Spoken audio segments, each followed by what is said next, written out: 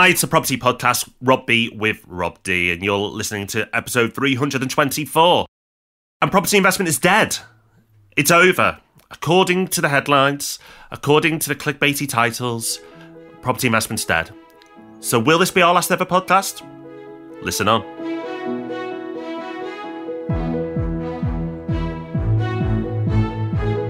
Welcome to the Property Podcast, where every Thursday morning property investors come together to be informed and inspired. And let's be honest, inspiration is hard to find at the moment because there are so many articles and YouTube videos around that are saying buy-to-let is dead.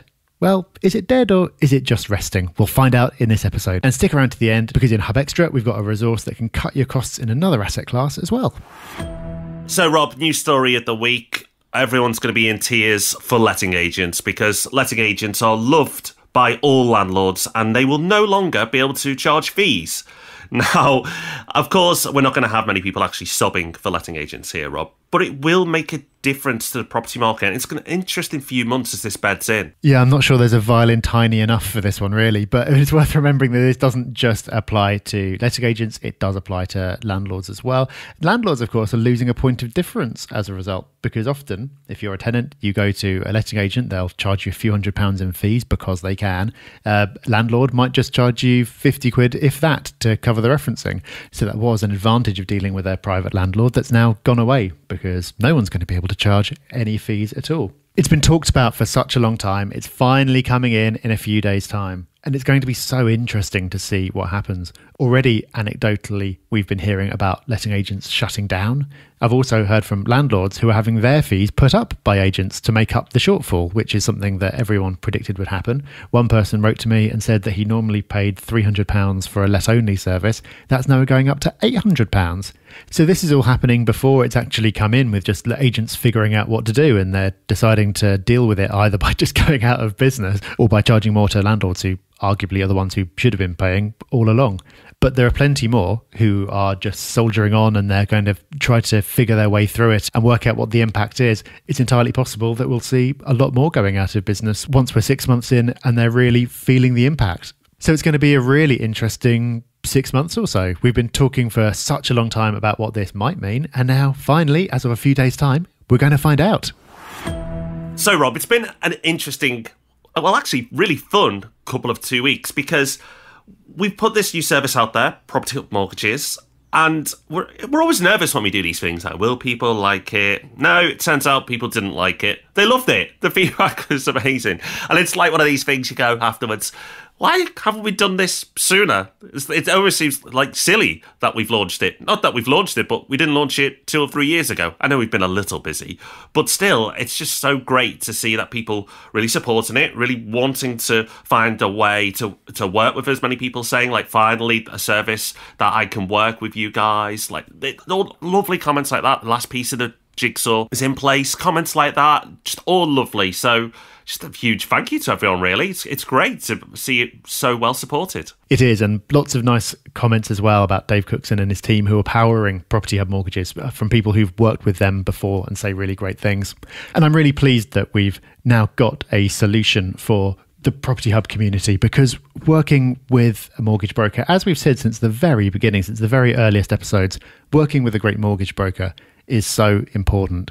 I can't understand why you try to do it yourself and save a few £100 for something that is such a critical part of investing. And as we know, all brokers are not created equal. We get so many emails from people saying, my broker's told me this. I'm like, really? Why are they saying that? That's just wrong. So a great broker is so important. And speaking of which, I need to give a shout out to my broker, Amy, who I've worked with for years and years, always been super impressive. But she's outdone herself this time by getting me out of a massive hole that I dug myself into, where I completely botched a remortgage application, accidentally gave some information that was completely wrong, which meant that we ended up applying for something that I didn't meet criteria for.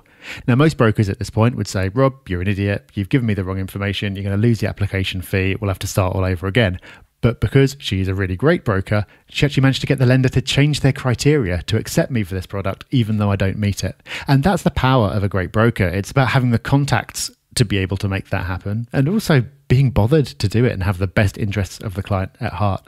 So the message here, I think, is that really great mortgage brokers are out there. So if you don't have one yet, make them part of your team. They're going to be so valuable to you. Yep, and obviously we've made that very easy for you now by the creation of Property Hub Mortgages. So if you want to check that out, go to propertyhub.net/mortgages. A quick note just to say that it's meetups next week. Yes, Property Hub meetups are back and the month has rolled round. The first Thursday of every month, we have meetups all over the UK and some places around the world as well. Yes, somehow it's all gone global. I have no idea how this has happened, but it's awesome. The events are great. Our team members are involved in the meetups. They make sure that it's a great experience. No selling, no silly business. It's just a place to meet other like-minded people who are just like you and just want to talk about property and help each other out. No agenda. Great, hey? So, if you want to get along to a meetup, there may be tickets still where you are. So go to propertyhub.net/meetups. That's propertyhub.net/meetups to find your nearest location. And if you're in London, get in quick because they are selling out in advance every single month right now. This is an episode that we've kind of been forced to make because there's a lot of nonsense out there at the moment, and most of it is clickbait.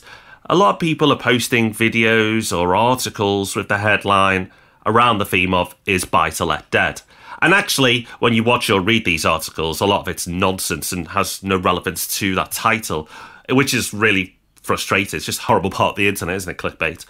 But because Money Week, a reasonably well-respected publication, has recently had an article in a similar light, but actually with some substance, we thought, let's address this. Let's just put all this silliness to bed. So the article we're referring to leads with the headline, "The Death of Buy-to-Let Property." Now, that's pretty conclusive, isn't it? That means property investment is dead. Money Week have said so. So this is the last podcast. Goodbye. Well, no, it might not be. And yes, there are things we need to address, and we're about to do that. But the reason this podcast has come about is we need to bring a little bit of common sense and just be a little bit rational around this very irrational headline. So let's do that. And on this occasion, to be fair to Money Week, other than the headline, this piece isn't bad at all. Money Week has been negative on property for years and years, and we've ripped apart some of their articles in the past. This one, we don't have to, because all it's really doing is describing everything that's happened over the last few years, which we're all well aware of. The removal of mortgage interest relief, of course, was the big one. That was the one that came out of nowhere, caught investors completely by surprise and totally changed the conversation. And the article talks about what a clever move this was, because they're extracting more tax from people who, by and large, relatively speaking, can afford to pay it. They're levelling the playing field with first-time buyers, and first-time buyers and home ownership is a big part of the Conservative philosophy. And they're not really losing much by doing so, because there's not a lot of sympathy for landlords. Then where it gets really clever is that a lot of landlords see the writing on the wall, they decide to sell up, and as a result, a lot of capital gains tax that would have been received at some point has been brought forward, and the government's benefited from that now. And also, they cut the rate of capital gains tax on everything other than property, so landlords ended up paying relatively more on those capital gains. So the article explains all this and does a reasonable job of putting it into context. And when you see it all written down, Rob, there has been a lot of it, because we haven't even talked about stamp duty yet. Yeah, stamp duty, as many of us know and have had to dish out, an extra 3% is charged to all investors and landlords, or anybody who has a second home. And that can add up, especially if you're operating in the more pricey areas of the country, like the southeast. Again, another barrier that you could say has been put in place to deter property investors from making investments. I think that's where this discussion should take us, Rob, is that these measures have been done for a reason. They do want to deter certain types of landlords. That's one of the motives here. I think there's another motive as well, which we can come on to. But one of the motives is they do want to make people think twice before getting into buy-to-let. Yeah, the point that the article is making is about political risk and how that could apply to any kind of investment, using what's happened to property as an example. The government's basically changed its view on it. They've decided that they don't like it anymore and they want to discourage it. Therefore, they've made a lot of changes, which I think are being pretty effective at putting people off. Because for the last, 20 years or so, it's been seen as the default choice in the UK. You got some savings, what do? You buy property. And I think, Rob, they'd seen this, they'd seen it kind of going a bit far, they'd seen some negative consequences from it, and therefore needed to put some measures in place and send some signals as well, which is possibly actually more important, that's going to change this pattern of thinking and put some people off. Yeah. I mean, all these changes keep us busy because there's plenty of education that's needed around property now. You can't, as you said, Rob, just go in and go, right, let's start buying. You need to make sure you know what you're doing. You need good tax advice. It's made to start a business. We had no intention of starting a tax business until these changes came in. And this seems like a very deliberate play. They've not said this explicitly, but those people who are just half-heartedly getting into buy-to-let, they've saved up a bit of money, maybe they've refinanced, maybe inheritance, it doesn't matter how they got in, but they just thought, right, let's just get one and leave it. And then some of those people would not go on to be great landlords and not follow all the regulations that are needed. And I think the government, and any government actually, doesn't want that. They don't want people who are just playing with buy-to-let, because we are talking about people's homes here. This isn't some commodity that's locked away in a safe. This is where people live. And those real amateur investors, the complete amateurs, are not wanted by this government, and I don't think any government. The other motivating factor, I'm sure, for these changes as well, is that a lot of landlords out there who have one or two properties probably haven't been the most efficient at paying taxes and declaring their income from their small portfolios. So by introducing all these changes and a lot of people moving into limited companies means that they can make sure the treasury coffers are where they need to be from landlords. And I think that's definitely played a part as well. Yeah, there was an amazing example where a borough brought in a selective licensing scheme, and they'd estimated, based on tax records, how many landlords they thought there were that they'd have to reach, and then twice as many ended up registering. It was like, oh, clearly a lot of people are not paying any tax then. So landlords on the whole kind of can't complain too much, because you have got a lot who weren't paying their tax. You have got a lot who weren't really taking the management particularly seriously, and that does have consequences. Now, this is very unfortunate for everyone who has been paying their tax and has been doing a really good job, but you can see where it's come from and what the thinking behind it is. But I think what everyone's wondering, Rob, is this going to go any further? We've seen a lot over the last few years, but is this just the beginning? Are they just going to keep on chipping away? No, it's not something we believe is going to happen. The government has pretty much pushed their luck. I feel they've got to a point where they've annoyed landlords. They've really annoyed some, but most people are frustrated or annoyed, but we're not rioting. And I think if they pushed it any further, there'd be real discontent from investors and landlords. And it's really interesting, an article out this week which looked at the polling intentions of landlords. And Rob, it's staggering, absolutely staggering, that the survey said that only 15% of private landlords said they would back the Conservative Party. Now, the Conservative Party is normally the dominant choice for investors and landlords, and you would expect that number to be, in the 80s or 90s.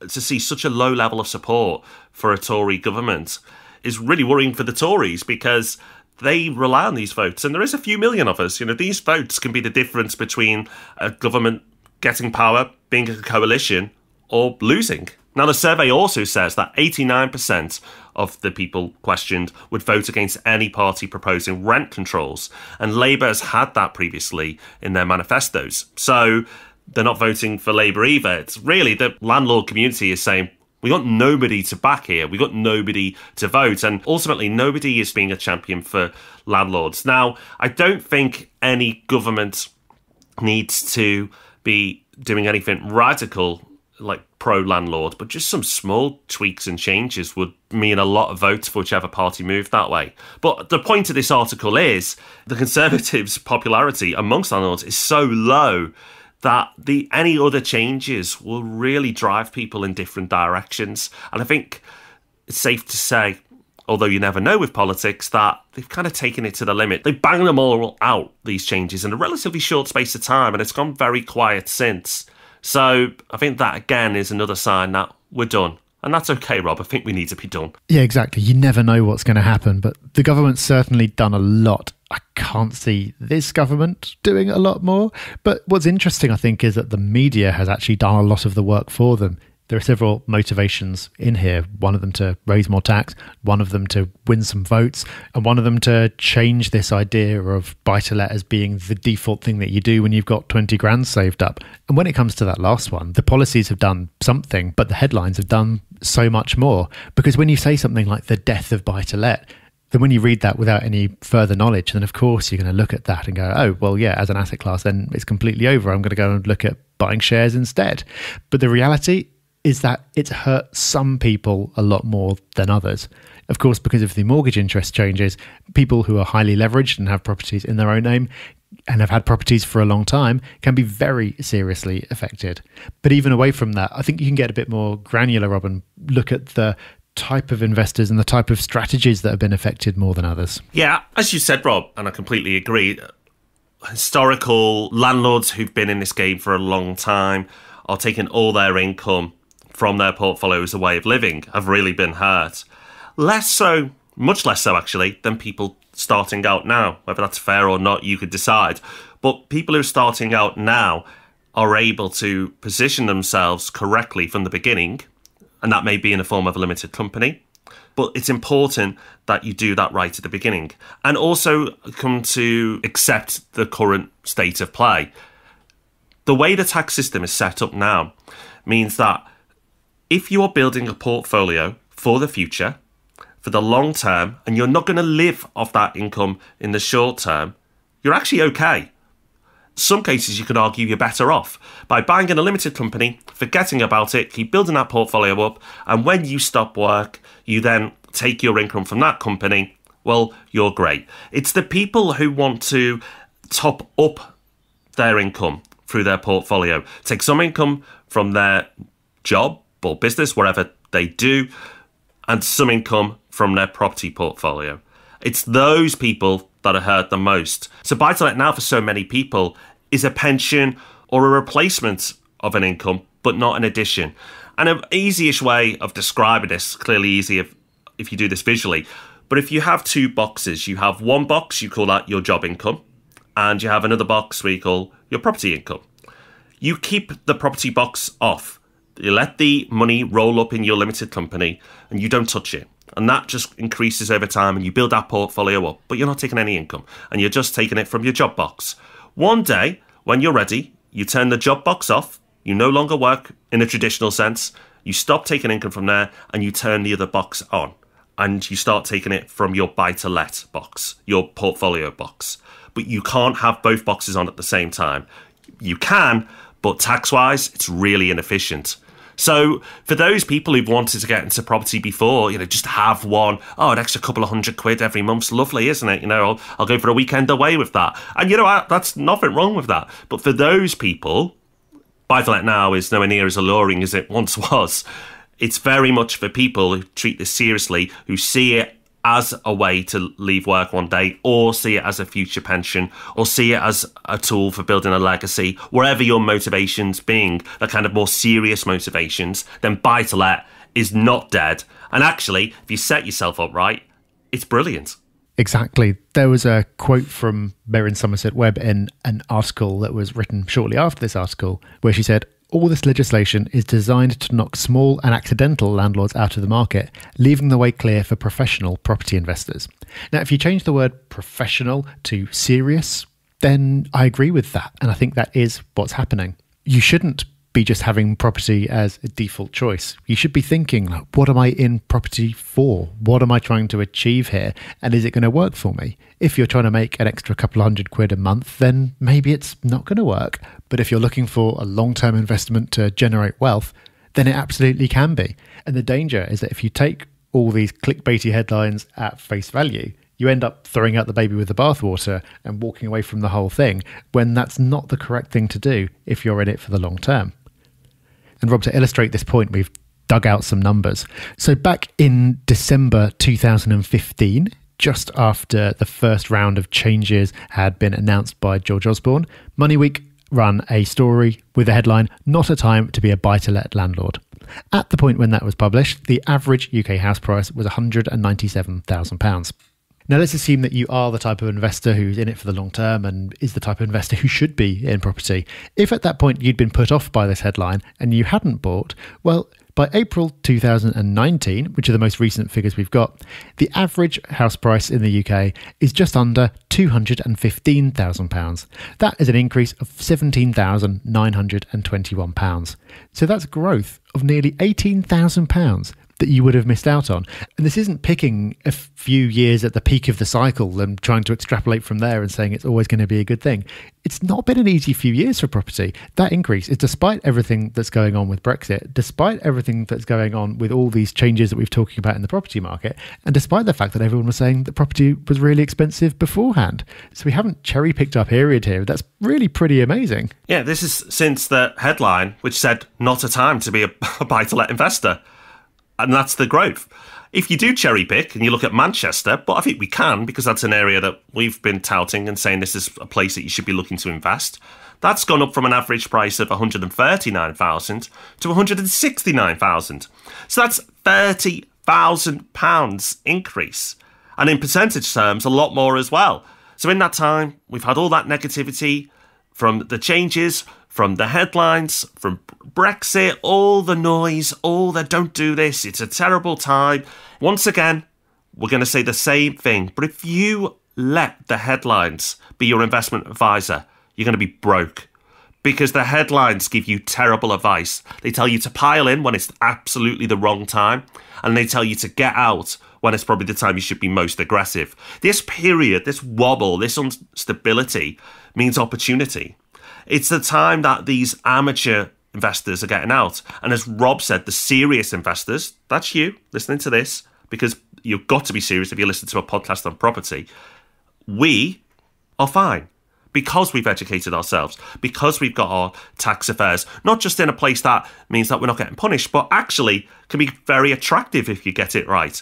In some cases, more so than before the changes. I, for one, am definitely better investing through a limited company. But without the government changes, I wouldn't have been aware of it. It sharpened my senses afterwards. And for many others, investing through a limited company as well is a much better way to invest. So this is the big thing, and it comes to a recurring theme that we've had on the podcast over the years. But it's so important to learn because it's not just the headlines that are going to be trying to put you off, but your friends and family, because they read those headlines and pass them off as knowledge. But a headline isn't knowledge. A headline is something scary, but people use it as opinion and then try and pass their opinions on to you. But the numbers don't lie. Whether it's the average property of £18,000 or Manchester, which is £30,000 in just a few short years, well, those are the numbers that I care about. The facts, knowing the market cycles, knowing where we are now, knowing what's coming, which is exciting. Having this information and being a serious investor is really powerful. So serious can sometimes be confused with boring. But serious in property investment is sexy because the difference you will make by treating this seriously to your long-term wealth and potentially generational wealth is incredible. By being serious, you can change your life. Now, there are many wonderful things about presenting the Property Podcast, but the best one of those is that we get to hear fantastic success stories from people who are serious about property and are doing amazing things.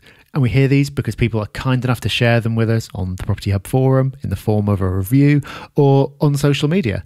So please do share your success stories with us. That's what Chrissy and John have done on Instagram. They say, we came into UK property 8 months ago and have 6 properties in 6 months, which was kind of madness. Yeah, I'd say it is. But all is well and harvesting the reward now. We're totally grateful. We listen to your high energy and resourceful podcast all the time and keep going back for more. Really grateful for all the valuable information. Wow, Rob, 6 properties in 6 months. That's definitely a success story. Yeah, that is. But don't worry, you don't have to reach those dizzy heights to tell us about your success. However you're implementing the knowledge, implementing the stuff we talk about the podcast, the stuff from Rob's books, whatever you've done with it, if it's some form of action, and to us that is definitely a success. So please do share them, whether it's through our social channels, which are at Property Hub UK, Instagram, Facebook, Twitter, and probably on MySpace. Maybe not. But we are on the forum as well, the Property Hub forum. We don't mind how you get in touch. You can even leave it as a 5-star review on iTunes. But we just love it that you do. So please keep them coming. Now, Rob, If we have completely scared off everyone from buy-to-let today, which certainly wasn't our intention, you have a resource for them. Yes, if you have decided that property investment is not for you and you're going to invest in the stock market instead, then you'll need a platform to invest through. But let's be honest, if you've made it this far through a podcast about property, I don't think that's likely to be the case. Clearly, we are pro-property, but Rob and I both dabble a little bit in the stock market as well. But the thing about investing in shares is often there's quite a hefty fee. There's a commission that a platform charges whenever you buy and sell. So if you just want to dabble and buy a couple of shares of something, the fees can often wipe out a lot of the gains that you would make.